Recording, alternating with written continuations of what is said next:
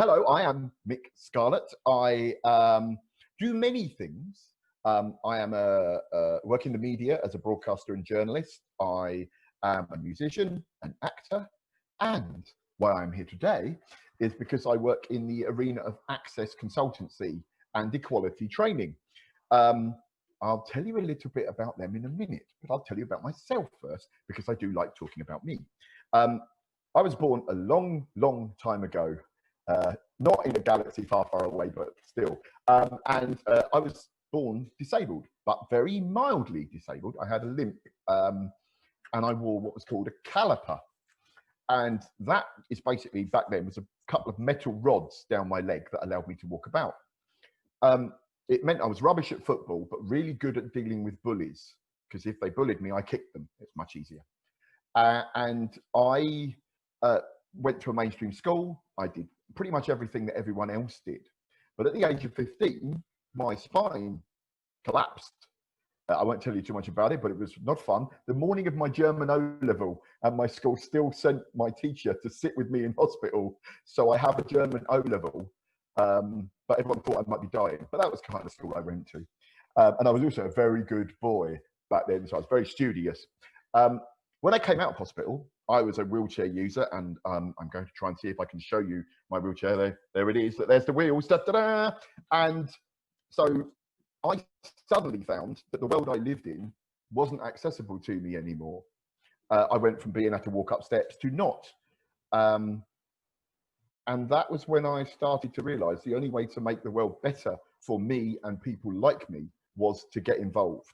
So I immediately contacted my local sixth form and campaigned with and worked with them, the teachers and the head teachers and all the people that run it and the local council to get that made accessible, which suddenly meant that my sixth form college became the most accessible college in the county. And then went on to art college and did the same. And then and while I was doing that, I was working with local businesses. So I got my cinema made accessible and lots of pubs made accessible. So basically I could go to school, go out with my mates, get drunk and go and see a film. And I was also very handy because I could secrete alcohol around my person because they never checked the guy in the wheelchair. And it meant I learned that you can make a real change. I didn't really stick with that though. I wanted to be a pop star. So I learned to play keyboards. I set up a little recording studio in my parents' house. My poor parents heard things for hours and hours and hours at far too loud a volume. But now as an older man, I realized would have been driving them crazy. But anyway, I succeeded. I became a successful musician. I went on tour around Europe. I got spotted doing that by a TV producer and became a TV presenter. And for the 90s, I was, as the BBC now calls me, the first disabled global celebrity. Then in 1999, I was driving around Marble Arch in my sports car and an articulated lorry run over my car and broke my back again. So I was a bit ill, took some time off. And when I came back, I re-examined my life and I studied. Luckily, the mayor at the time in London was looking to increase the number of disabled people working in the field of what is called access consultancy. It was normally done by non-disabled people, and there was the feeling that this wasn't really right. So I took part in this wonderful opportunity, went to college for a year, got taught to be an access consultant, and perfect timing, left college and started work on the Paralympics and the Olympics at Stratford. And from there, I've worked on projects of various different sizes, sort of whole huge office block developments, shopping centres. I'm very pleased that one of the sites I worked on is in Camden, where I live. So hopefully very soon, a new part of the market will open that's completely accessible. Yay! Because the old bit of the market really isn't. And at the moment, I'm working on something in Derby. I'm working on the old market hall. I specialise in historic buildings because they're usually the places where people go, it can't be done. And actually it can, you just have to think outside the box. So I worked a lot of time in that, working on town planning for city councils and stuff like that. But I also found that lots of people didn't always understand why I was saying what I said. So I then moved into training, and I now train around something that's called inclusive design. Now I sent in a little fun pack thing that is a copy of some slides I usually use that explains inclusive designs and asks a few questions that you can do for homework. Yes, I am the kind of evil person that gives you homework, but you don't have to, but it's just fun to look at. I do it because I think if I can train people up, then they'll understand why what I was saying before is so important. Also, I suppose it's that combination of skills. I used to be a TV presenter. Now I present to a room live and I'm explaining something to someone in an engaging and entertaining way that gets them on board. So I always think it's really important to understand how your skill sets might combine. I never thought as a kind of gobby teenager, I was a real goth, by the way, lots of black hair and eyeliner. But me explaining why I should be allowed in a cinema would 30 or 40 years later, 30 years later, don't age yourself too much, would become a career for me. And I think that that's something I'm very keen to say, is that you find that the differences that we bring and the skills that we bring might not always seem right for an industry, but actually they do. You wouldn't think a TV presenter would make a really good access consultant, but I can get a room full of architects who I am basically telling them that their designs are not very good on my side by using my TV skills, my get them on side, yeah. But anyway, that's enough about me. Why is it that, sorry, I'm doing this as a single talk, but I get the feeling you want to come in and say stuff. So that was me. Sorry, I'll let you, Maria, take it away. No, it's fine. It was just that I just wanted to, because we've now got Christina on as well. So I just wanted to let Christina say hello as well, and if she could introduce herself, because you were talking about architects. Yes. You want to see me? Yes, please, Christina. Yay. Hello. Hello, everybody. So I'm an architect, and I have to agree with something that Mik said. It is true that very often the construction professionals work a little bit in isolation, and it is fair to say that we have to understand each other and each other's way of doing things, moving and thinking, in order to be able to design better environments. So I have to agree with you that everybody contributes to the projects in a different manner. So I don't know how much you want me to introduce myself, Maria. If you, because I know that you've got a presentation that you're going to share with us. Is that right? Yes. So I was thinking, do you want to share the presentation, and then Mik, do you want to do your bit afterwards? Brilliant. And then we'll have some questions. Is that okay? Can Mik do a little bit more of his talk, or you, Maria, and give me 1 minute? I had a problem with my camera. Okay. No, and that's I need fine. to transfer documents. That's okay. We'll get Mik to go first, and then we'll get you to go Yes, second. please. Thank you very much. Okay. Thank you, Mik. Thank you. That's okay. Right. So this would be the moment in television where the director had said cut, and then we'd all move stuff around, and then we'd start again, and you wouldn't notice, but all of a sudden I'd probably just do that, and it'd be a different angle. But I'm not going to do that, so I'll just carry on. Why is it that the construction industry can change the world? Well, because it's filled with people, and people are really important. Why do people matter to the world around us? Well, one, people use spaces, and spaces can affect how you use them. I am someone who can regularly not be able to go out because my friends are going somewhere that I can't get in, and that's been designed into that space. So I am barred from entering or going out because the world is designed a certain way. Most of my friends ask me, why do you talk about toilets so much? So many places I go do not have a toilet that I can use. So I can't go to a pub and drink with my friends because at some point, drink goes in, drink comes out. Not for me, it doesn't. There are no toilets. So I don't go out. So then I become invisible And so people say, well, I don't get many disabled people come here. And it's like, no, I can't get in the door. I can't use your facilities because I wasn't considered in the design.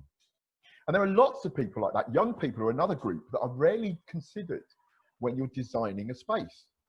So actually, you end up, you know, they all hang around outside. Well, yeah, because you haven't designed anywhere for them to hang around inside. So immediately, societal problems are actually based around the way we build a space. So that's why we need a plethora of voices, because then you get a plethora of sort of input into how that design is made, how the space becomes built, and how it's used. And the second bit is the fact that spaces influence people. I don't bother going places I can't get in. I don't even bother. So I don't even know when they've improved. There are many occasions, my wife seems to have this ability to tell when a place has got an accessible toilet. And I'll go, no, I've been in there, it hasn't got one. And then suddenly I find that they've retrofitted one and my wife has just sensed it. It's great. One of the reasons why I love her so. Many reasons, but that's a good one, I feel. But so it means that people can be affected the way they behave. And again, we're back to young people. Why do young people act a certain way when they're out? Well, because they haven't got somewhere to go and because they muck about in a space because it's good to muck about in. A great example would be a skate park. Skate park is something that developed from kids, actually, when I was young, breaking into building sites and mucking about on really cheap skateboards way before they looked groovy, when they were like £5 from Woolworths, right? On like bits of building pipe and piles of mud, and we'd mess stuff about and play in them. And that became something that we started building into our environments. So actually, we now take notice of something that originally was us mucking about. So, and it's the same for older people, and everybody's, the way they act is shaped by the world around them. So construction can make your life better or worse, depending on how it's designed. But then there's the thing about we shape the environment even after it's built. So we don't always use places the way they're meant to be used. And again, back to skate parks. If you go down to the South Bank, there's that great big area that's now been protected as an area for skaters. That used to just be where a bridge went over an area of just concrete that no one really thought about. It was just a dead space. And young people took it over and turned it into something for them. Now we see that and we start designing that in, but that has been a process. And what I do is I do that kind of changing the way people think, but around accessibility and inclusion. Outside of my window is a office block that was kind of, I think, probably built in about the 30s. And it has steps up to every entrance. So I can't work there. I never will. But they have built a lift at the back. So I could work there now. And that is what I used to do. That was called access consultancy. And you were putting accessibility features for disabled people onto existing buildings and altering design. You'd go through the back door is always a big one. Where's my entrance? Where's my ramp? It's around the back, mate. Was something that used to be part of my life. But now we've said, let's make it inclusive. Let's say, I tell you what, let's all have the same experience of going through the same door. Let's all have the same beautiful experience of seeing a building or a space for the first time. And I always think it's funny because lots of architects don't get it because, you know, they have a whole sort of 6 weeks period being taught about how to build steps. So they want to build some steps. And then I come along and go, no, let's build a ramp. Let's build a really lovely, gentle incline into the building. It'll be really dramatic. No, I like the steps. But what it is if I can go in the same way everyone else, then I can experience the atrium of the building, the beautiful space of the outside of the building or the public realm space that's been built. And I experience it like everybody else. So that's what inclusive design is. It's making it so that everyone has the same experience. And that's what age you are, what ethnicity you are, what gender, sexuality, everything. You know, a world adapted for me actually works better for everybody. And at the moment, the COVID-19 situation actually is quite a good example. At the moment, all the toilets are shut. Why? Because people can't work out how you would use a toilet safely when people go in together. In my world, if every toilet was a Section M toilet that was accessible, but also a single-use stall, a bit like you've got at home, then we could all just go in the toilet, come out the toilet, and then the toilet could be cleaned in between use. So it'd be so much easier to open. And there are a lot of examples like that around how inclusive design actually benefits us all. So that's what I do. I work with architects, designers, developers. I meet, depending on when I'm brought into a project, I can either shape the project from the very beginning, working with the architect, which is the best way of working, but I can also come in a little bit later and hopefully work with the project team to alter what they've done to make it more accessible. I work throughout the project, making sure colors are correct, making sure signage is legible, making sure that people consider why someone might not be able to use the space if they have a different kind of impairment. Say they're visually impaired, or they're hearing impaired, or they're learning impaired. My brother is profoundly dyslexic, so having lots of writing everywhere doesn't help him at all because he can't read it. I've got some examples in your, let me just make sure I'm not overrunning because I will talk for England. I've got some examples in your little handout that I've got, but I'm going to show you them. Please forgive the colour. My printer had a moment. But here is an office block. What's wrong with that? Well, it's clear glass. It's a vestibule where you go for a meeting, but you can't see that that's glass.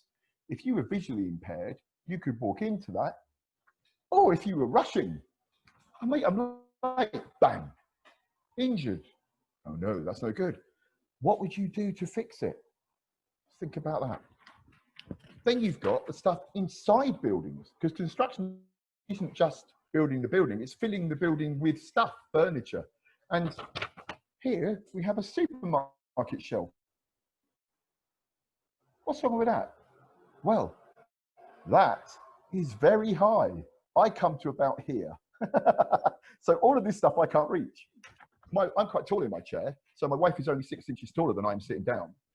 So she can't reach it either. So older people, young people, short people can't reach that stuff. So how do you change that? Then we have stuff that architects love, and then I come along and ruin their day. Here we have the South Bank Centre, and here we have a lovely ramp and step combo, and things like this have won awards. What's wrong with it? If you're visually impaired, how do you know where to go? Because it's all grey. There is, where is it? Here is a space that's all steps. And what all designers say is, well, that's where the visually impaired go. And how do they know that? Because they can't see it. So you've got to consider that. And one of the tricks we use is colour. You could make this ramp much darker or much lighter, and suddenly it would be easier to see. And then lastly, designing homes. Here we have a lovely entrance to a wonderful home that looks great, doesn't it? Here we have a ramp, lovely. But what's the ramp made of? You can't really see. It's gravel. Now, for a wheelchair user, gravel, cobbles, sets, or anything lumpy like that is bad. So even if this had been set in some kind of polyurethane, it still wouldn't be level. So it's understanding that there's more to it than just thinking you've got it right. And all of these things would have been spotted if someone disabled was involved in the process. So that's what I do and why it matters. I think it's really important to note that I work in an industry where I one day want to be told I'm not needed anymore, because I don't want to be doing this till I retire. I probably will be, but I don't want to be, because of the fact that I want the world to become inclusive and accessible. I want the next generation of disabled talent to be involved as architects and designers and playing a role in that process that isn't always as negative as mine can be. I want us to be part of the benefit of that. And I think the same goes for everybody out there. All of you watching will have an individual sort of experience that you bring to the table, that you will help change what the world is like. And it might be you have an interest in green issues. It might be you have an interest in whatever. You bring that to the table and help tomorrow become a better, warmer, more inclusive place. And that's kind of really why construction can help change the world.